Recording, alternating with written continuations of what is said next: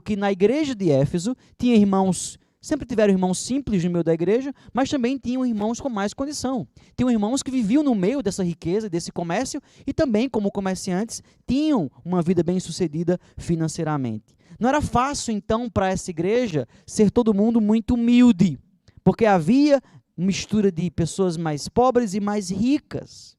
Provavelmente, dentro dessa igreja, nós tínhamos tanto judeus quanto gregos, e a gente sabe que na história os judeus sempre facilmente se enriqueceram no comércio. Mais um argumento em favor da grande probabilidade de ter pessoas ricas dentro daquela igreja, porque também moravam numa cidade rica e que o dinheiro corria solto. Apesar de suas contas rechonchudas, abastecidas, os irmãos daquela igreja, segundo Paulo, deveriam ser irmãos que se sujeitavam uns aos outros, que se colocavam debaixo um do outro, que viviam em submissão um ao outro.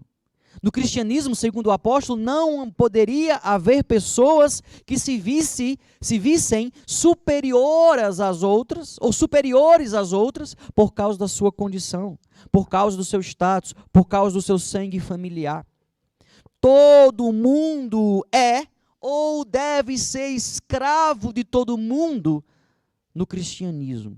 Todos devem viver a serviço dos outros, para a glória de Jesus, porque Jesus é o nosso maior padrão e ele foi o servo sofredor que nós lemos hoje em Isaías 53, que nós cantamos hoje em Isaías 53.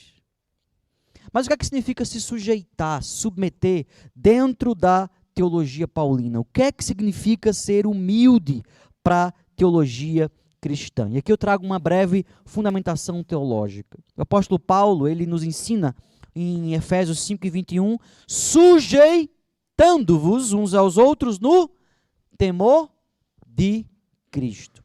Assim como falar sobre a Bíblia, como vimos nos nossos primeiros passos para se encher do Espírito Santo, louvar ao Senhor, ser grato, viver como cristão em todos os momentos da vida e em todos os lugares.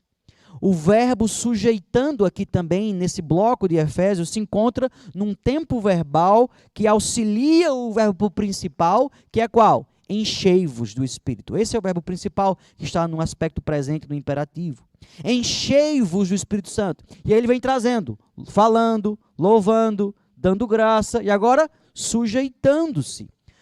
Mais uma atitude, mais um passo para se encher do Espírito e que também reflete o Espírito Santo. Lembrando que estamos vendo que a ideia aqui tanto é de resultado de um coração cheio do Espírito Santo, você vai ser humilde, como também faz você ser cheio do Espírito Santo ser humilde. Aqui o particípio tanto pode estar relacionado a resultado, quanto também maneira. Concordando também aí com o reverendo Augusto Nicodemos no seu livro Cheios do Espírito, que também trabalha esse texto. Então nós temos aqui tanto uma ideia de resultado de alguém que é cheio do Espírito Santo, vai ser humilde, como também ser humilde vai me fazer ser cheio do Espírito Santo. Se sujeitar então, irmãos, é mais uma característica, é mais um passo de alguém que é cheio do Espírito Santo, que quer se encher do Espírito e que é cheio do Espírito.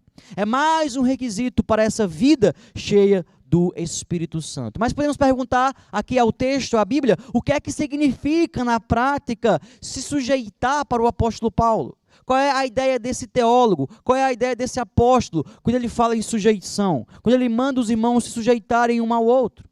Ora, se a gente voltar um pouco na carta, capítulo 1, versículo 22, o apóstolo Paulo vai usar essa mesma palavra para sujeitar-se, falando que, diz ele, Deus pôs todas as coisas debaixo dos pés de Jesus, para ele ser o cabeça de todas as coisas. Adivinha qual é a palavra aqui para debaixo? Debaixo aqui é a mesma palavra para sujeitar, no capítulo 5, versículo 21. De forma que, na carta aos Efésios, percebemos que a ideia de Paulo, quando ele fala de sujeição, de sujeitar-se uns aos outros, é se colocar abaixo do meu irmão, abaixo daquela outra pessoa que está diante de mim, é se posicionar como alguém inferior, numa posição de serviço e obediência ao meu irmão no meio da igreja.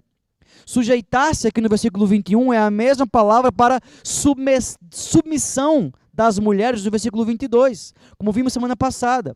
As mulheres devem se submeter aos seus maridos. Essa palavra aqui para submissão é a mesma de sujeição, é a mesma ideia. Logo, nós vemos que o chamado de submissão ele é bem mais amplo do que apenas para as mulheres diante dos seus maridos. As mulheres devem sim ser submissas aos seus maridos, mas existe um chamado de submissão mútua e geral para o povo de Deus. Todos nós, homens e mulheres, crianças e jovens, adolescentes e velhos, temos que buscar ser submissos uns aos outros na perspectiva de Cristo, porque Ele foi o grande servo sofredor, submisso e servo de todos.